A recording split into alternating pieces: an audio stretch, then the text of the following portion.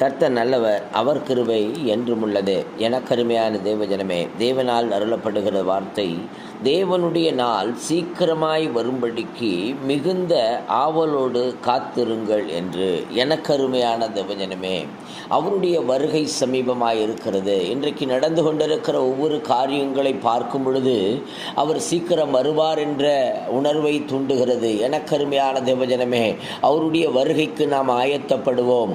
ஆமேன், சோத்திரம். ஒவ்வொரு நாளும் நீதியை காத்துக்கொண்டு, பரிசுத்தத்தை காத்துக்கொண்டு, ஆமேன், தேவ வசனத்தின்படி நாம் நடக்க நம்மை நாமே அர்ப்பணிப்போம். ஏனென்றால் ஆமேன், சோத்திரம், காலம் நெருங்கி வருகிறது.